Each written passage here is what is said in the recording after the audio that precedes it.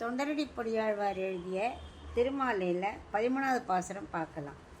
எரியும் நீர் வெறிகொள் வேலை மாநிலத்து உயிர்கள் எல்லாம் வெறிகொள் பூந்துளவ மாலை விண்ணவர் கோனை ஏத்த அறிவிலா மனுஷரெல்லாம் அரகம் என்று அழைப்பாராகில் பொறியில் வாழ் நரகமெல்லாம் புல் எழுந்து ஒழியும் அன்றே. இப்போ இதுக்குள்ள அர்த்தம் பார்க்கலாம்.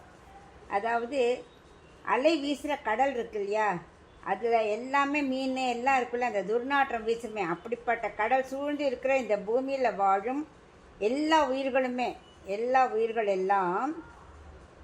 அப்புறம் அடுத்தது எது சொல்கிறார்? விண்ணை பற்றி சொல்கிறார், விண்ணுலகத்தை பற்றி.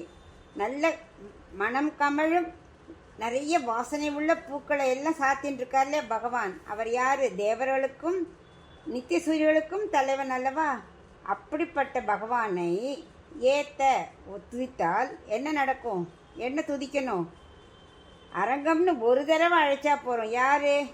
அறிவுங்கிறது கூட வேண்டாம். அறிவில்லா மனிதர்கள் கூட அது சொல்ல வராது, அவளுக்கு வாய் சொல்ல தோணாது. என்ன அவள்கிட்ட அந்த அறிவு இல்லையே.